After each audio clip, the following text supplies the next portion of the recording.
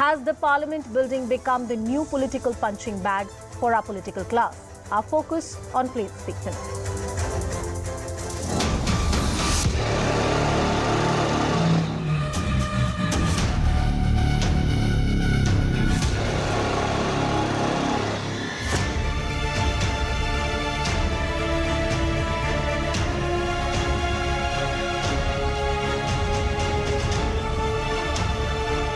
Importance and which has to be given to the president is not being given. They do not have the decorum which it should be having and which they should be following. So in protest of that, I think the opposition parties have decided to boycott the inauguration of the parliament. We are committed to the Constitution of India and we are committed to safeguarding it. That is the signal. While the government and the Prime Minister is committed to destroying the Constitution of India. हमने तो भारत सरकार ने सबको विनंती किया है कि आप उपस्थित रहिए, सब अपनी अपनी भावना के अनुसार करेंगे। पहले इनकी पार्लियामेंट की कार्रवाई के बाइकाट की सनक अब पार्लियामेंट के बहिष्कार की साजिश में बदल गई है। ये समझ गए कि 2024 में शून्य बटे सन्नाटा होने वाले हैं।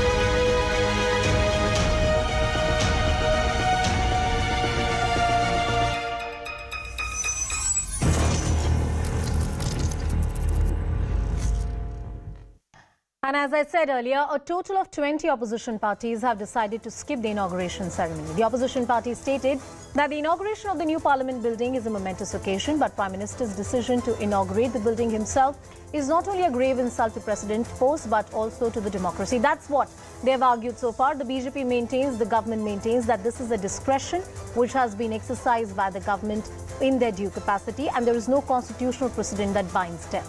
Well, what are the various issues which are raised by the opposition parties? The opposition leaders have issued a joint statement opposing this inauguration, as I earlier argued. What are the key arguments that they are putting forward? Well, one of the principal arguments that is being put forward by the opposition party is that they want to ensure that the President of India inaugurates this building. Draupadi Murmu should be the one who should inaugurate this building. And the opposition claims that the Prime Minister has completely sidelined the office of the President. They call this move as an undignified act which has insulted the highest constitutional post. On the other hand, the BJP and the government maintains that these allegations are totally baseless. The opposition also allege that Prime Minister has relentlessly hollowed out the parliament. They said our mics are being muted, we're not allowed to speak, and they believe that the centre has sucked the soul of democracy. That's the sort of narrative we saw coming in from the opposition camp. What has the BJP said so far? The government has hit back, the BJP has hit back at the Congress party and cited past instances where the opposition parties didn't invite the governor during functions, and these were related to state assemblies. Interestingly, there were various state assemblies that were inaugurated, and in those functions, the opposition parties were not invited. In 2014, the UPA chief ministers laid down the foundation stone of the new Jharkhand assembly during the groundbreaking ceremony, and the governor was not invited. In 2018, Andhra Pradesh chief minister laid the foundation stone of the new assembly, and here also the governor was not invited. In 2020, Sonia Gandhi laid the foundation stone of Chhattisgarh assembly, while the governor was not invited for the ceremony. In 2023, Telangana Chief Minister KCR inaugurated the new assembly building, and again, Governor Tamilisai was not invited for this function at all. Around the new parliament, you'd remember there have been various controversies since the announcement of the Central Vista project. Not to forget, it went to the Supreme Court of India. Earlier this project, the Congress called it as a colossal waste of money. Last year, when Prime Minister unveiled the national emblem atop the parliament, it was even said that the lions in the emblem are somewhat angry and they do not really show the real way in which an emblem ought to be depicted. That was the word that had actually come in from the opposition parties. There was no, any kind of invitation for the unveiling ceremony of the national emblem. That's what the opposition said. It was also argued that the Congress took a jibe at the new parliament and claimed that the design was similar to that of the Pentagon and there is nothing new about it. A lot of political bickering around this entire new project or around Central Vista, that's what we've seen. Now, let's also tell you, why do we need a new parliament building? Politics aside, is this the new start that we really needed? What is it that this piece of infrastructure promises this country? A new India, for new democracy, this is exactly something that was needed. The old parliament building is over 100 years old and many other structural and space issues had come in, and you had heard the likes of Mr. Owaisi actually speaking about them. In Delhi, there are various concerns. The area has been recognized as an earthquake-prone area. So a new structure was the need of the hour to take overall safety and security into mind. Right now, the number of MPs who can sit inside the parliament is very limited. And as and when the delimitation exercise happens, it will become very difficult for all the MPs to sit there, have their own office, and to exercise their duties that they have been assigned by the electorate. Now, planned back in 2026, the number of MPs, as I said, will increase with the delimitation exercise. On top of that, the Central Hall doesn't have enough seats for all the MPs of both the houses, while the new parliament will be easily able to host the joint sessions together. That's the debate on both the sides. I told you, why do we need a new parliament building? But is this new political parliament building has become a mere punching bag? That's the key question we are asking. Is the response of the opposition really proportionate to what they're claiming to be? Because there is no constitutional precedent per se. In 75 years after Indian independence, this is the first time that we are having a new parliament building. In fact, in most democracies across the world, there are annexee buildings, there are libraries, but a new parliament building, in many ways, it is unheard of. Well, let's also take this debate to our guests who are joining us on the broadcast tonight. We have Mr. Nalin Kohli of the BJP, Mr. Arun Anand, who's a consulting editor of First Post, Ram Mohan Reddy from the Congress Party, and Siddharth Sharma, who's the spokesperson of the Aam Aadmi Party, joining us on the broadcast. Good evening to all of you. Nalinji, coming first to you. And you're as much as a BJP spokesperson as a ardent student of law. And it's being argued that the president has the power and the president is bound in convention to inaugurate a building of this nature, not the Prime Minister.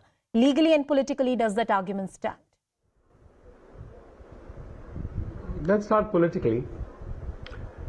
Mrs. Indira Gandhi chose to ignore President Fakhruddin Ahmad Ali way back in 1975 when she was inaugurating the Parliament Annex. Mr. Rajiv Gandhi chose to ignore the President, if I recall it was Narayananji, when he was laying the foundation stone of the library of the Parliament building. So the Congress Party and the other opposition parties regretfully are trying to build an argument which they claim is on principle, but is actually against the principles they themselves follow. You yourself highlighted, and what Dr. Hemanta Biswa Sarma, our Chief Minister and leader from Assam, has put out, in 2014, UPA Chief Ministers, Congress UPA Chief Ministers, both in Assam and Jharkhand, didn't invite the governor, nor did the Andhra Pradesh Chief Minister invite the governor in 2018. And Sonia Gandhi ji laid the foundation stone of the Chhattisgarh Assembly in 2020. So the question that needs to be seen, in the country, if the Honorable President of India is the first citizen in that sense, in the state it's the governor. So how can you have a principle that says in the state, the Congress, UPA and opposition parties, 5 of them at that time, and in the last 9 years, in several functions, have never invited the governor. But they say, no, the President of India. So it's not an argument based on principle. It's an argument that they are running away from the fact that they don't wish to be part of this function.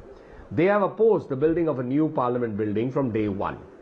They have called it wasteful, they have called it not required, they've called it a vanity project. They ignore that this temple of democracy is over 100 years old. It needed a new building, which has been raised by speakers in the past.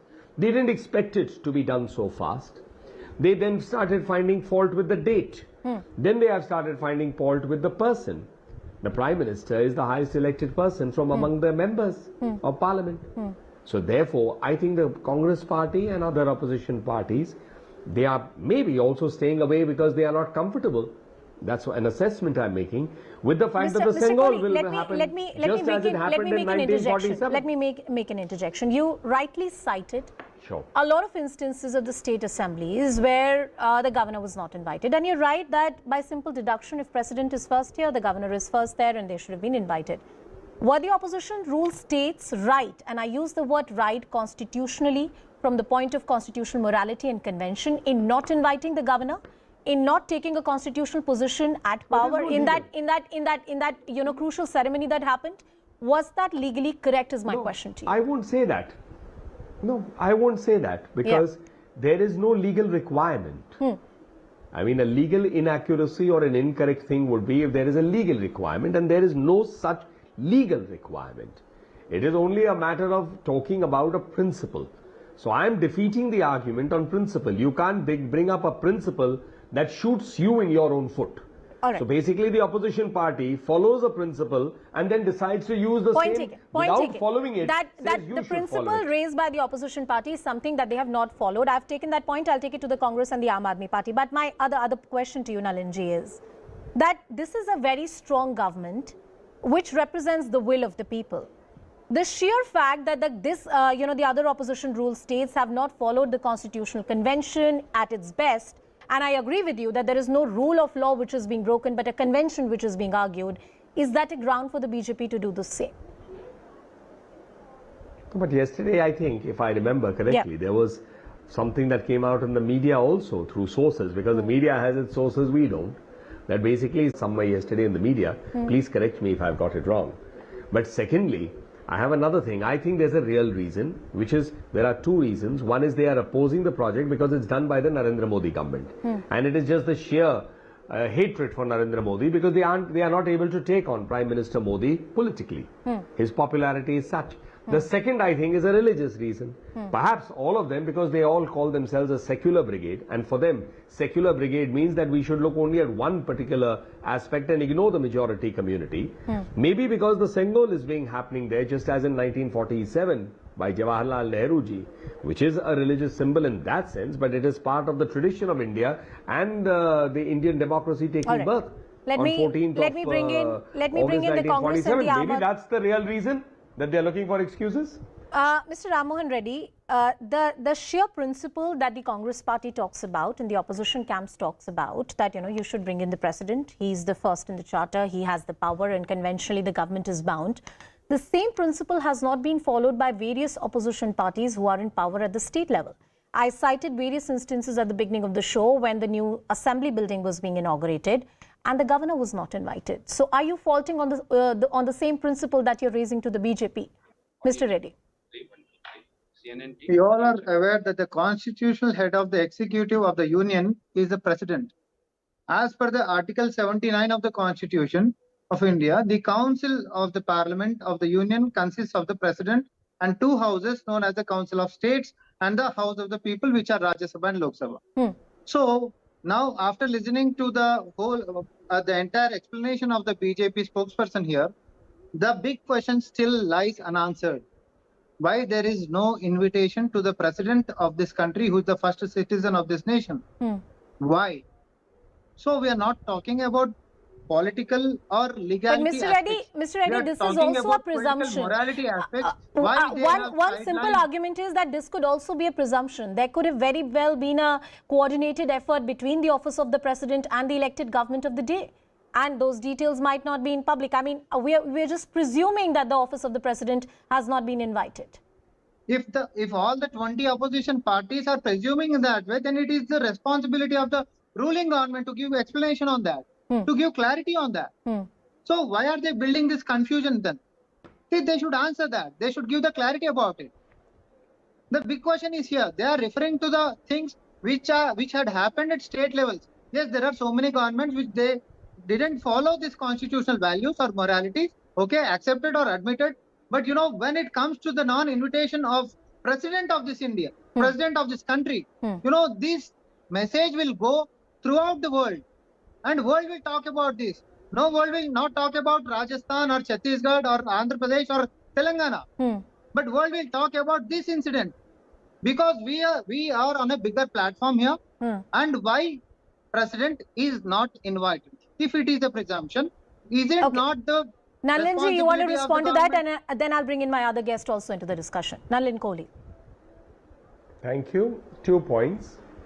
The first is, 1 or 20 people decide to create a confusion. Everybody else must now answer to help them clear their confusion. On what basis have they arrived at this argument? Is there a basis? So tomorrow, if they arrive at a basis that India is not India but Indonesia, are we going to spend our time arguing with them that it's not Indonesia but India? And let me take this, it is the world will talk. That's a very, very novel argument coming from the Congress party.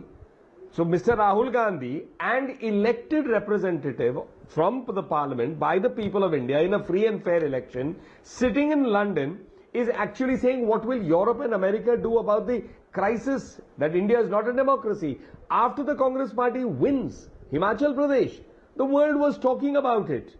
Earlier, the Congress party said we wish to take credit for throwing out the imperial rule out of India, making India liberated. And today the Congress senior leader is sitting abroad and saying, when will the foreigners interfere in India? So the world will talk. But please bear in mind that you all want to create those talking points, even when they are not founded on merit. All right, Mr. Reddy, a quick response from you, and then I'll bring in Mr. Siddharth Sharma into the discussion. Let us not be choosy or selective approaches. If we watch the entire video of Rahul Gandhi, then the truth will be revealed. See, this is what the narrative which is being built by fake propaganda, which has been propagated by BJP itself. Come on, why are you referring to Rahul Gandhi's statement? Come on, if you watch the entire video, can I request, can we stay on the topic that we are discussing? I know Nalin Kohli made that point, and then Mr. Reddy, it's justified for you to respond. But I want to bring in Siddharth Sharma also into the discussion. Siddharthji, on a lot of points, the opposition parties have not seen eye to eye. But on this particular issue, there is a unity amongst the opposition camp. 20 political parties have said they're not going to attend the inauguration ceremony. But my key question is that this is not a political party office. This is the parliament of the country. All right, you may disagree with the Prime Minister, inaugurating the new parliament building. But at the end of the day, it belongs to the country. It belongs to all political parties. Today, BJP is in power. Tomorrow, it might be some other political party. And it represents 1 billion plus, the world's largest democracy. Is the response of a boycott really proportionate, sir? Siddharthji. Yeah, Anusha, I think you hit the nail on the head by saying that essentially what you are saying is that the new parliament building represents Sabka Saath, Sabka Vikas. It represents 1.4 crore, 1.4 billion Indians. Now, the question here is, a party, there is something called as legality and there is something called as propriety. Yes. When Nalin says about the legality, who is to be invited, who was not invited during the Congress's regime, it goes against the grain which BJP slogan is Sabka Saath, Sabka Vikas. When you say Sabka Saath, Sabka Vikas, it needs magnanimity. It doesn't require pettiness. When your slogan is Chal Charitra and Chehra, it means that you have to take everyone along. You have to work on morality, not on legality. Now, the parliament inauguration by Honorable PM, in the absence of the original inhabitants of this nation, a Dalit president and a Lok Sabha speaker, is simply a naked display of demagoguery. BJP should be atrocious enough now to bring in an ordinance whereby designations like president, Lok Sabha speakers, all those things should be dissolved. And they should again bring another ordinance next morning asking the sun to rise from the west in the Arabian Sea because Gujarat has the longest coastline in India. It's as simple as that. If you are building a new parliament, you are saying, and your slogan has been Sabka Saath, Sabka Vikas, your slogan has been Chal Charitra and Chehra, you cannot compare yourself with what Sonia Gandhi did in Chhattisgarh or what somebody, Rajiv Gandhi, did during his time. It is your time. You have come to the parliament. You are in power today in India because of Chal Charitra Chehra and Sabka Saath, Sabka Vikas. How do you justify the new parliament building being opened by the Honorable Prime Minister in the absence of a Dalit president? Can I also make a point? There are some interesting anecdotes, and as I said earlier, we have never had a new parliament building inaugurated. This is unprecedented. This is once in a lifetime that happens. President Giri had laid the foundation of the Parliament House Annexe building. Prime Minister Indira Gandhi had actually inaugurated it. So, not just at the state level, but also at the level of the centre, there are certain examples that the then Prime Minister Indira Gandhi had actually inaugurated the parliamentary annexe building. It's not lost on me that President Giri had actually laid the foundation stone. Nalinji, I'm coming back to you. The argument that the opposition parties are raising is twofold. One is, why is there nothing official on record to say that the President of India was consulted with? If 20 opposition parties of the country are saying something in one voice, they deserve an answer from the government. So let me first deal with what the Aam Aadmi Party spokesperson said. So that's another example or a classic example of rank hypocrisy. So now the argument built is that the BJP has a slogan of Sabka Saath, Sabka Vikas, Sabka Vishwas, Sabka Prayas. So therefore morality and you should stick with it is the argument. So the India Against Corruption with Anna Hazare ji and Arvind Kejriwal ji is a product of that. After that, let's pick up Mr. Kejriwal's statements. What was the statement? मैं 2 bedroom के घर में रहूंगा. My own team said you can't stay in such a big bungalow. And you have a sheesh mahal happening in Delhi. One minute. I didn't interrupt. Siddharth ji, one at a time. एक समय पर एक ही please. Siddharth जी, निवेदन है मेरा आपसे. Mr. Singh. Mr. Singh. Nalin ji, please go Mr. ahead. Singh, let me also say, let me make this clear. Mr. Singh, we can speak to each other about this in I'm Siddharth Sharma, with respect to each other. I'm Siddharth Sharma, not Singh. I'm Siddharth Okay. Sharma. Get my name right. Oh, it doesn't matter. Please get my name right. That's okay. It doesn't matter to him. It doesn't matter. Yeah. It's your name. If I made a mistake, it's okay. But I'm not Nalin for you either then, because I am a Mr. Kohli, then you may call me. We'll keep it very, very formal. I'm quite happy with that. Okay, Mr. Sharma? So let me come back to this. So what did Mr. Kejriwal say?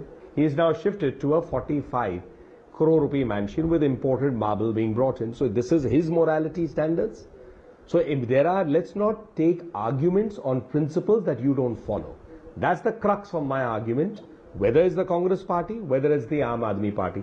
Don't teach morality when you don't follow it yourself. I can take it to several other things. That I said 15 lakh cameras will be in Delhi. When did I say it? This is all in the internet age, in the social media age available. So the Aam Aadmi Party, as a party, to basically create a little bit of news thing, because they are, after all, they understand that they can create news hype, they are Delhi based, etc. They are making an argument on principle when they don't follow any principles themselves. That's the crux of my response. Mr. Nalin Kohli, there's one thing I want to understand from you. I take that limited point from the BJP and from you that there are precedents to show That's that not the limited point, that's perhaps my main point. Listen to my argument, sir, and perhaps then I'd be able to make more sense to you. Sure. Is that that the Congress or the Aam Aadmi Party or various members of the opposition parties may not have the moral fervor to ask these questions to the BJP or to the ruling government at this point in time. But once again, I go back and I request you to don the hat of a lawyer. The conventions in a democracy like India hold a lot of importance. And is it not important for the 1 billion plus people to understand that when the parliament building is being inaugurated, what is the procedure, what is the convention which is being followed, what kind of consultations took place? While the opposition may not have the moral right, but these are questions that the country would want to know, sir. Mr. Kohli. Right, so it's a fair question. So what is the convention? The last parliament building was built 100 years ago. The next two things that have been built did not have the President of India, whether it's under Rajiv Gandhi or before that Indira Gandhi. So what is the convention? Therefore, either there has to be a convention that you say is being broken. If there is no convention, who is asking the person, who is asking the BJP to set conventions? Those who themselves are not following it in their sphere. Right. I've just consulted some parts of the Constitution, and perhaps you'd be able to throw more light on it. The President of India, along with the two houses, Rajya Sabha and Lok Sabha, constitutes the Parliament as per Article 79 of the Constitution. It is being argued in various legal circles that somewhere President sits atop the structure, what we call the legislature in this country, and President is the one who opens the budget session, which speaks on behalf of the government, highlights the agenda of the government. It is his government at the end of the day, and hence the convention demands that, yes, there is no precedent at this point, but perhaps something to be looked at. Mr. Kohli. Okay. So, barring the emergency provisions of the Constitution, right, the President acts on the aid and advice of the elected government.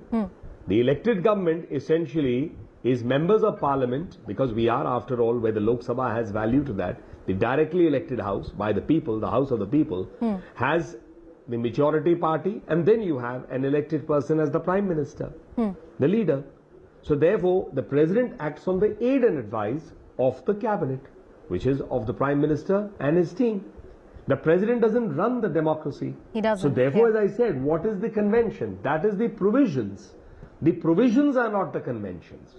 Mr. The Rammohan Reddy. provisions are merely telling you about who is what. So these are arguments of convenience to confuse and confound. I agree that there is no defined convention here. It's a fluid argument to make at this point in time. Mr. Rammohan Reddy, you argued that the BJP is making this all about the Prime Minister and his individual personality or his own vanity project, as the Congress party says it to be.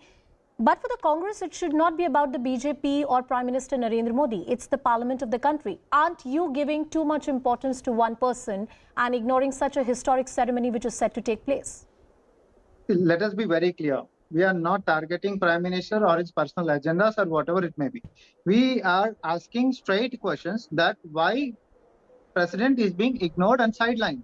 Because in all the articles, we all read that she or he is the first person of this nation, right? But President sir, is the one by who your summons own the leaders, sessions every like year. by the likes of Mr. Jairam Ramesh, this project has been called the personal vanity project of the Prime Minister. And various senior Congress leaders are on record to make that statement. So you can't deny that one. No, we are not denying it. Apart from that personal criticism as well, see, there are so many questions which need to be answered by the BJP. Because it is the president who summons the sessions every year. He or she is the first person who will lead, who will take the lead role, who has got so much of, who has key role in the constitution as well. But I asked you a different question, sir. My question to you was that let's take your argument on the face value that the BJP is wrong or the government has not followed the convention, but this is still the parliament of the country. And the opposition, someday when the government changes in the future, you might be in power and you're going to miss the inauguration of this very important constitutional event. I mean, that doesn't really sound proportionate to me. No, are we demanding that Prime Minister should not be there and only President should be there? Our demand is to include President and put him in the first place. That is what we need. That is what Constitution says. Though there is no convention, but we need the first person of this nation to be respected. All right. A quick point from the Aam Aadmi Party. Siddharth Sharma. 30 seconds, sir. Yeah, in 30 seconds, Right Honorable Mr. Nalin Kohli, who is a lawyer, he is a very erudite person, but he very conveniently skirted the issue that there has been an insult to Dalits, and that has remained unanswered in all that Mr. Nalin Kohli has said. The President of India is the original inhabitant of India, and she is a Dalit. And by not inviting a Dalit, who is the number one person in India, isn't BJP. Forget about Mr. Kohli coming from a law background, from a politician's point of view, from a sociologist's point of view, isn't it an insult to Dalits? This is a simple question, which very obviously it is. It is an insult to Dalits of this nation. Mr. Nalin Kohli, the Dalit identity is something that has resonated in this entire debate. You may want to respond to that. Tribal identity. Yes. Ramnath Kovind ji was a Dalit, and Draupadi Murmu ji is a tribal. So therefore, slight difference, and we must make that difference. But I'm assuming that Mr. Sharma's question was with regard to that. So that's just an inadvertent slip. But I just have two points to say. First, I'll start with a principle.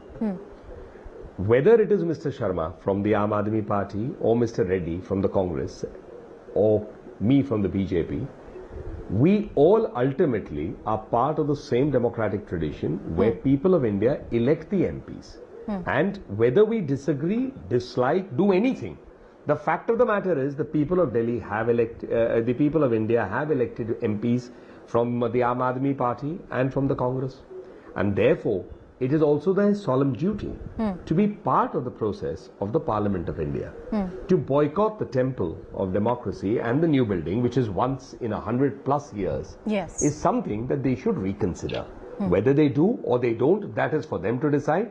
But I think they owe it to the people who have elected them. Leave the BJP out of the picture, number one.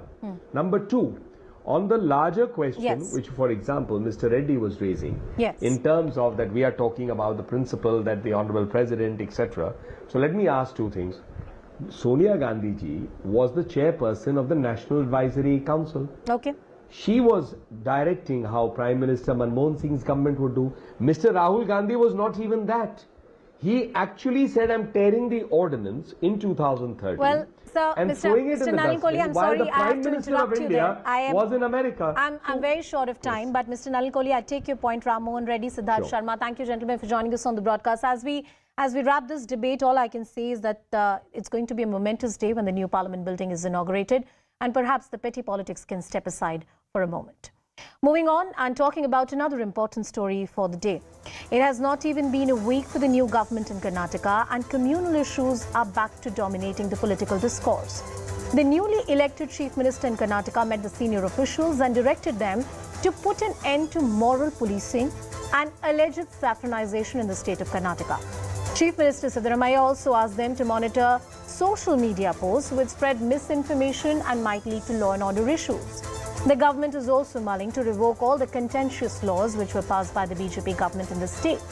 This means that issues like hijab, conversion are once again back in the state.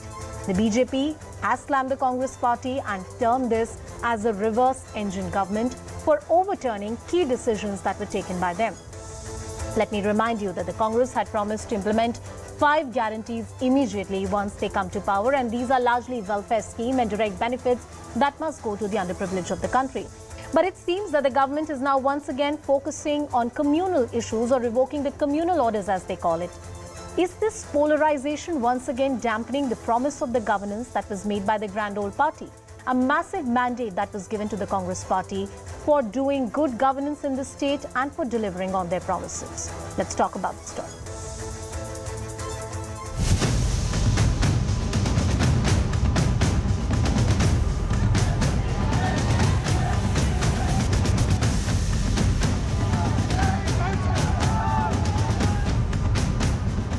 ನಮ್ಮ stand already ನಾವು election manifesto ಹೇಳಿದೀವಲ್ಲ, ಗೊತ್ತಲ್ಲ ನಿಮಗೆ. ಅದು ಸಂವಿಧಾನದ ವಿರುದ್ಧ ಅವ್ರು ಮಾಡಿರುವಂತದ್ದು. ಅದನ್ನ ಸಂವಿಧಾನ ಪರ ಏನಿದೆ ಅದನ್ನ ಮಾಡ್ತೀವಿ. ವೈಯಕ್ತಿಕವಾದಂತದ್ದು ಅದು ಬಂದು ಪ್ರತಿಯೊಬ್ಬ ವ್ಯಕ್ತಿಯ ವೈಯಕ್ತಿಕ ಇದು, ಅದರಲ್ಲಿ ಯಾರು ಏನು ಹೇಳೋಂಗಿಲ್ಲ.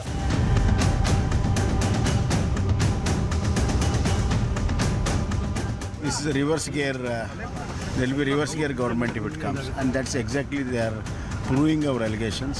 It is a retrograde steps these people are taking. This will not do anything good for the progress of the state.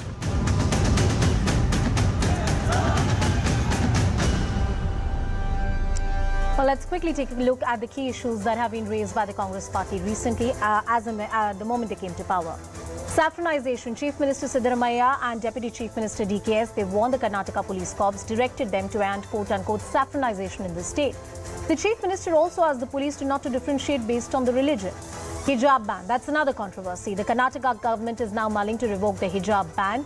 There was a notification to that effect. The hijab was banned in educational institutions. That notification was brought by Bommai government in 2022. Well, this is also pertaining to the anti-conversion law. There was a special law that was brought in. Congress is thinking to repeal the anti-conversion law in the state. The law banned forced religious conversion, also conversions that happen on the pretext of marriage, like the law was brought in states like Madhya Pradesh and Uttar Pradesh. This law was brought by the earlier Bommai government in 2022. There's another contentious issue of cow slaughter. While this law has existed for a while, there were significant amendments and changes that were done in this law, which completely banned any kind of cow slaughter or buffalo slaughter in the state up till the age of the cattle to 13 years. Now, the Congress party claims that this particular law pertaining to slaughter is communal. It also hurts the local businesses. The Congress party says that it's thinking to revoke the cow slaughter law. And this law, you'd remember, was passed by Yediyurappa government back in 2020. With the hijab conversion once again dominating the political discourse. Aren't these the key issues that the BJP was talking about? BJP was accused of being raising in the elections when the campaigning was on, and the Congress party wanted to skirt these issues. They said, we want to focus on the real governance issues. Now, what has happened now? Will polarization once again dampen the governance promise? We ask on Plain Speak tonight. Well, joining us on the broadcast is T. Sanketa from the BJP. We also have Sanket Yanagi of the Congress party. Mr. B.S. Arun, who's a senior journalist, is also joining us on the broadcast. Sanketji, first to you. You came to power with a very decisive historic mandate on the promise of good governance. Hijab, conversion. Don't you accuse the BJP of raising these issues? Why are you falling into this quote-unquote trap? We have very clearly stated in our mandate and in agenda that we would be focusing on the development, and the people have voted for it. Much damage has been done by the BJP during its rule, and people wanted the state to be secular, peaceful, the state with the harmony and peace in the society, and law and order should be retained and restored in the state of Karnataka. We live in a state presently which is totally disturbed because of the communal issues which were raised by the BJP. Communally, BJP has much damaged the state. We want to undo everything and to restore its to its original glory. Sanketji, I have to interject you there. And I've interacted with you on this channel on different occasions many times. And I remember each time before the elections, there was the hijab issue, the conversion issue, or the Bajrangbali debate that was invoked by the BJP. You, as the Congress spokesperson, said these are not important issues. Let's talk about price rise. Let's talk about civic apathy. Let's talk about real governance issues. Now, why suddenly Congress party focusing on these issues if these were non-issues during the BJP tenure? It is not our issue at all to concentrate only on the communal issues which the BJP wanted. Our focus is on the development. Parallelly, we have to restore its original glory. The glory of the state has been much damaged.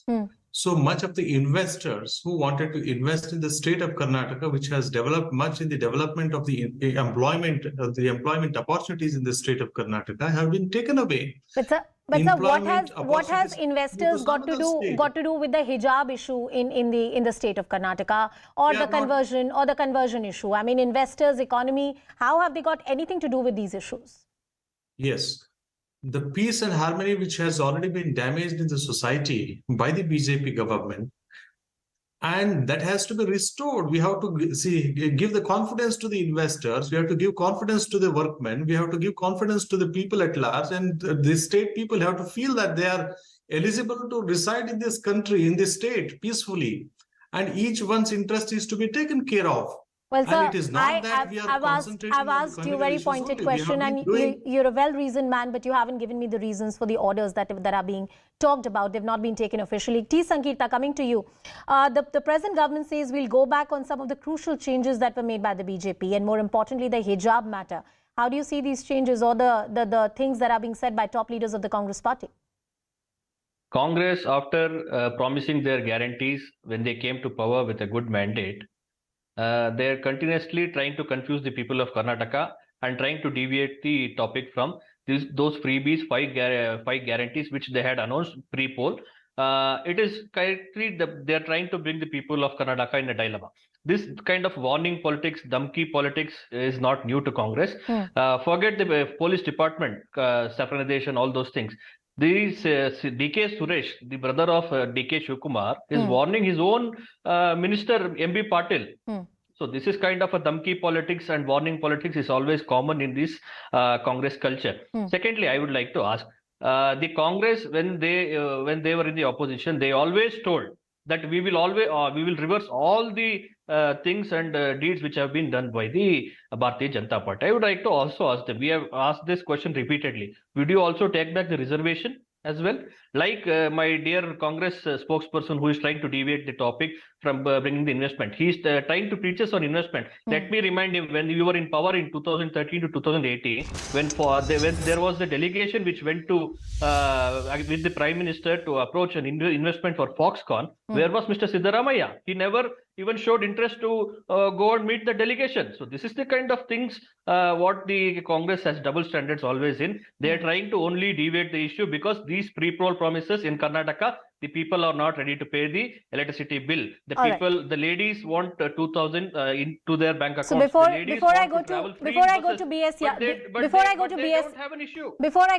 Yarun, a brief response from Sanket Yanagi. Sir, didn't you come back on the 5 guarantees? Wasn't this about putting the money in the hands of the poor and the underprivileged of the state? Wasn't this about welfare? The BJP says because you're not able to deliver on your promise, now you are using these diversionary tactics that you accuse the BJP of using. We have come to power, not even a week is over. And we have been delivering, and the first cabinet meeting is over. We have already announced, and we are already working out with a working plan of it. And it is in the process. We have 5 complete year terms.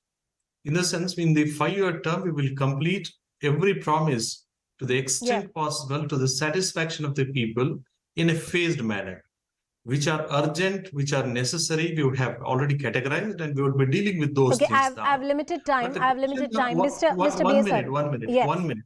The question now, which has been raised by Mr. T. Sankirta, is that we are not focusing on the development.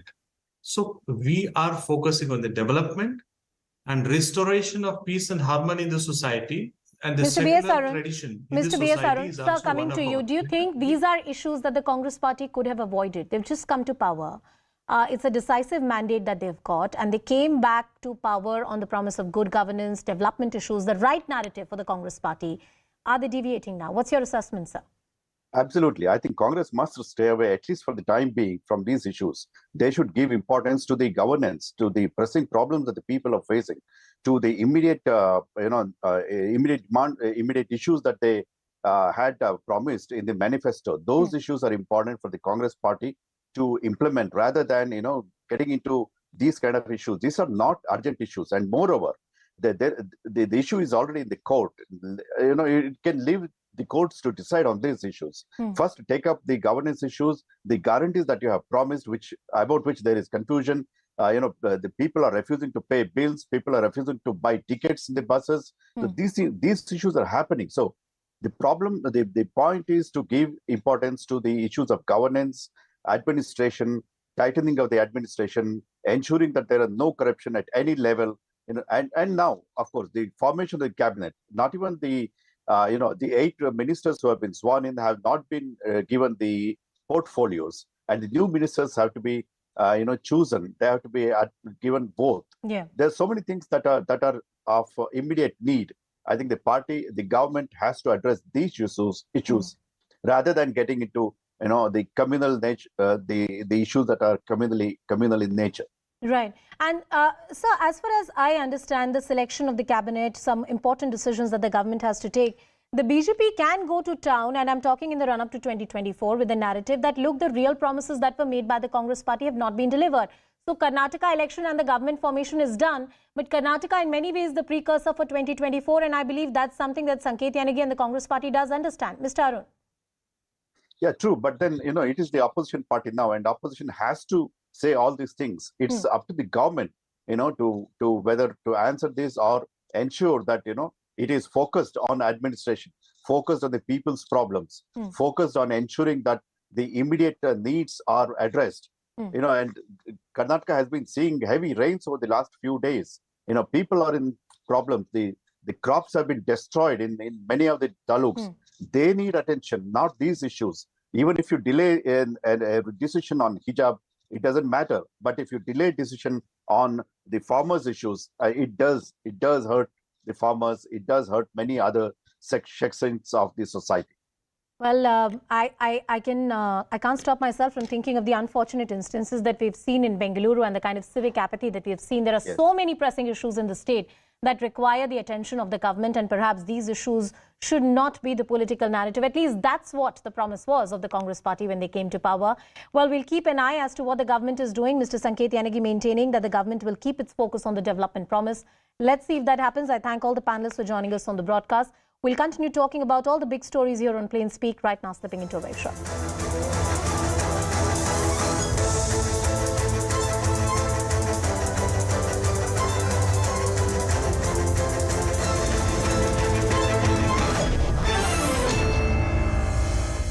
That this is a vanity project. There was no need for a new parliament building. This was a vanity project by the Prime Minister. And two, they're saying that if at all anyone should inaugurate this new building, it should be the President and not the Prime Minister.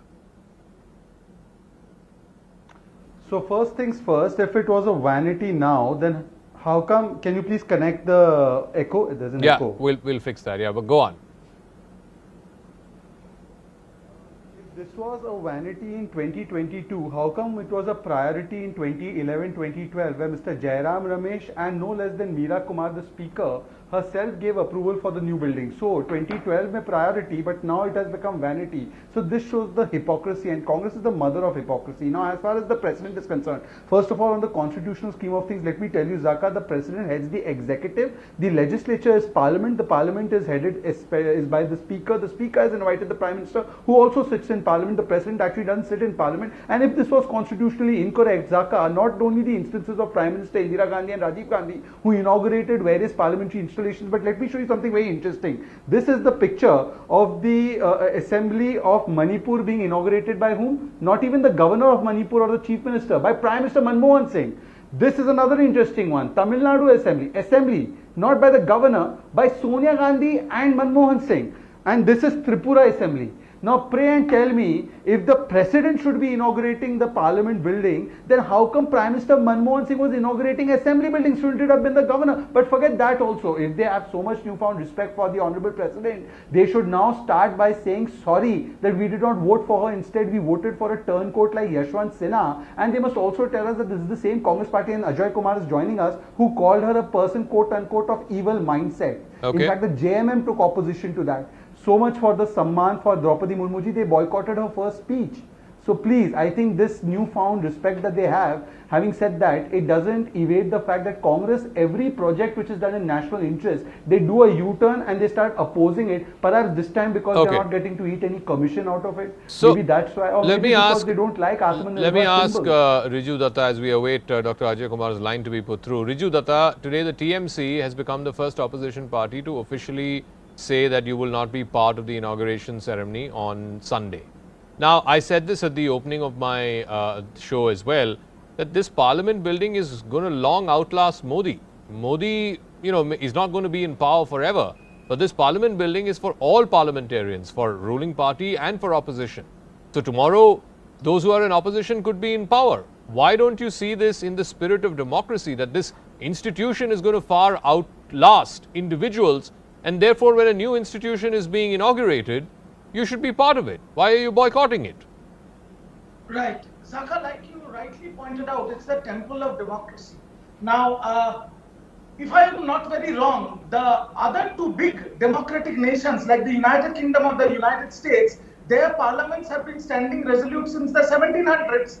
So all of a sudden, the Congress before and now the BJP have wanted this. Now when the Central Vista project started, I clearly said it and my party said it, that when it was started, it was in the midst of the COVID crisis where people were gasping for breath and dying due to lack of oxygen in Delhi. This project was being continued. Now, third point, we always believe that the president should inaugurate. Now, the counter-claim that BJP said that Rajiv Gandhi opened the parliamentary library, they opened the Vidhan Sabha. Okay, if there is an annex building that the speaker can inaugurate, if there is a chai ka tapdi tomorrow inside the parliament, Shahzad can also inaugurate. But as the largest, as the temple of democracy, which will house the upper and the lower houses, we believe the head of the constitution, the president should inaugurate.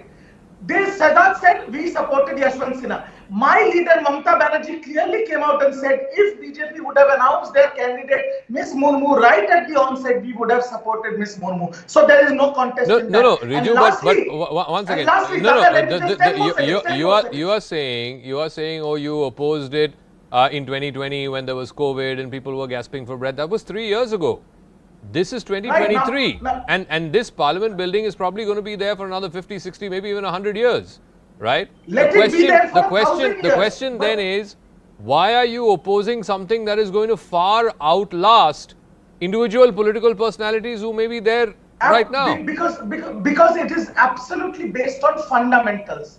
Prime Minister Modi, even though he is the Prime Minister of India, he is also the largest and the only leader of a political party that we oppose. So instead of him, I think when all the opposition parties are united and at dagger's head with the BJP, who is spearheaded by Prime Minister Modi, rather than making it a photo of the BJP, this might have, to keep politics out of it, this should have been inaugurated by the president, who is completely non-political, and there wouldn't have been any politics over it. Okay, let me bring in Dr. Ajay Kumar. Let me bring in Dr. Ajay Kumar of the Congress. Dr. Ajay Kumar, you heard from Hardeep Puri, the minister today, saying that in 1975, when the Parliament Annexi building was opened, it was opened by the then Prime Minister Indira Gandhi. In 1987, when the library building in Parliament was opened, it was opened by the then Prime Minister Rajiv Gandhi. If it is kosher for two former Prime Ministers of the Congress party to inaugurate new buildings that have come up within the Parliament complex, why is it not kosher?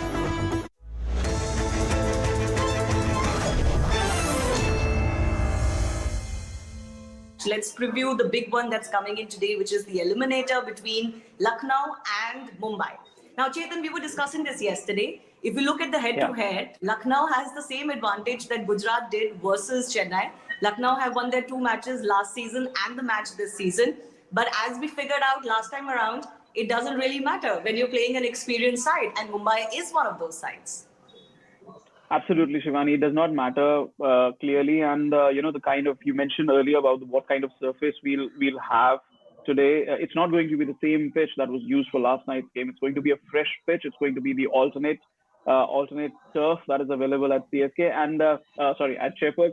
And we saw yesterday that in the second innings the ball was stopping a bit. The ball was the way MS Dhoni marshaled his troops, his spinners. That's what he's good at.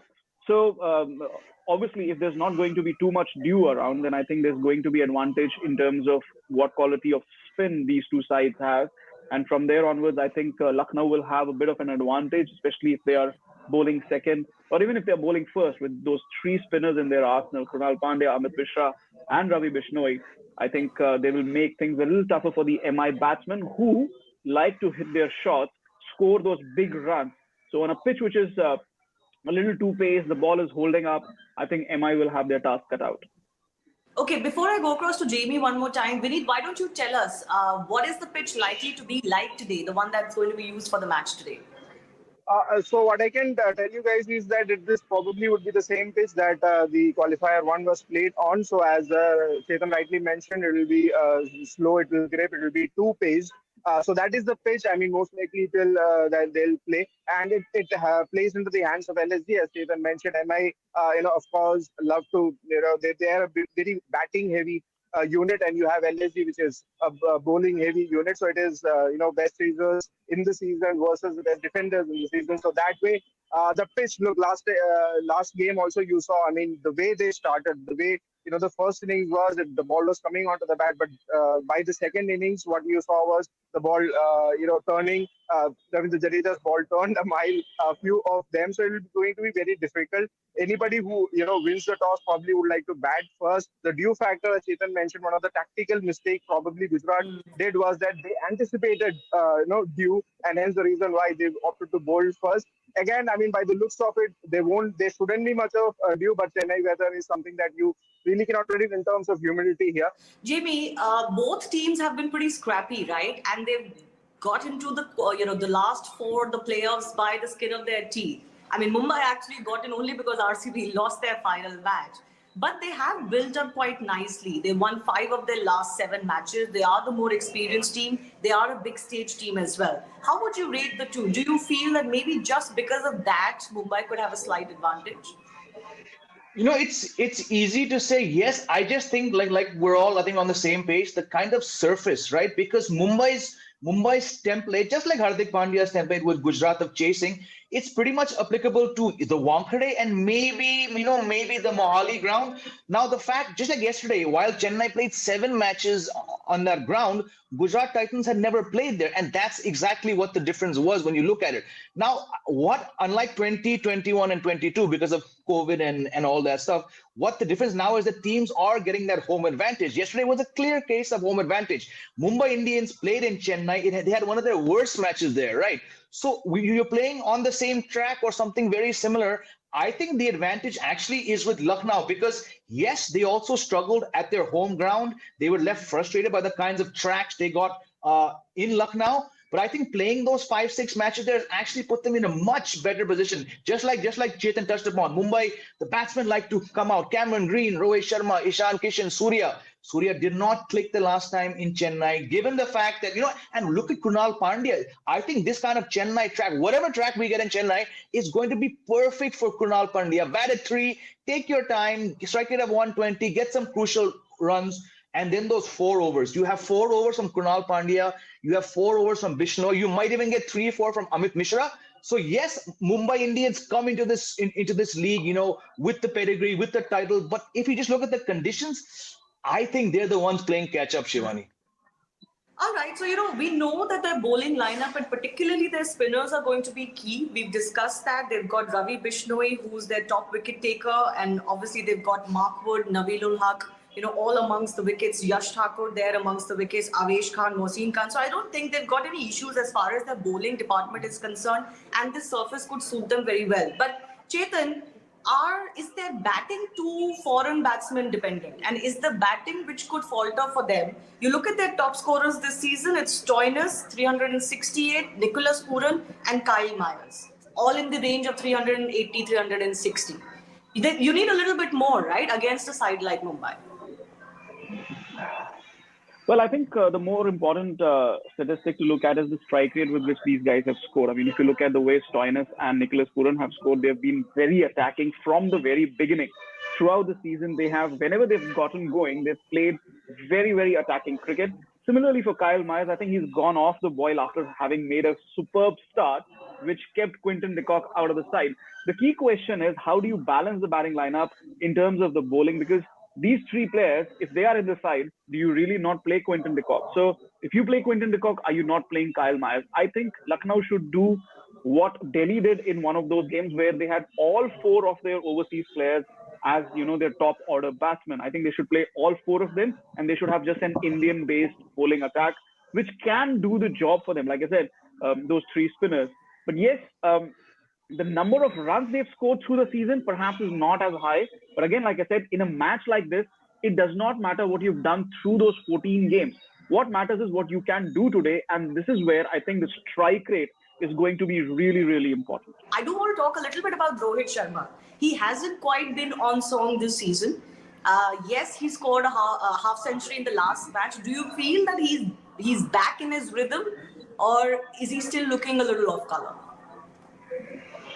No, I don't think he's back in his rhythm. I don't think he's like the Rohit Sharma we have known for a while. And I think it's been a while, in fact, when he scored big runs in the IPL. In fact, if we look at his record, I think from 2016 onwards, only 2 seasons he scored 400 plus runs. And that's almost 8 seasons now for a batsman who bats in the top 3, plays all 14 matches, who's one of the foremost opening batsmen in white ball cricket in the world, not scoring 400 runs more than twice since 2016. That's a very, very bad record. But of course, he gets away with it because Mumbai eventually have become champions during that interim so many times. So as long as you're getting your team to perform, winning trophies, nobody raises a question. He is the most important player in the Indian team because he opens in all 3 formats and he's the captain. I think the WTC final, maybe we can perhaps not give that as much weightage, personally speaking, as the One-Day World Cup, because this is the One-Day World Cup which to this day is a thorn in Rohit Sharma's side because he was dropped a few months before the 2011 World Cup, and he carries that grouse, and now he's the captain, so he's hell-bent on winning it. But if you're unfit, and we all know, even a few extra kgs here and there, like Chetan says, your movements slow down. We're talking about an Indian opener, right? We saw it last year. I think personally he's played his last T20 for India, which is a good thing. Whatever time is left, let's try and hope that the best of Rohit Sharma somehow comes out and shows itself in the World Cup.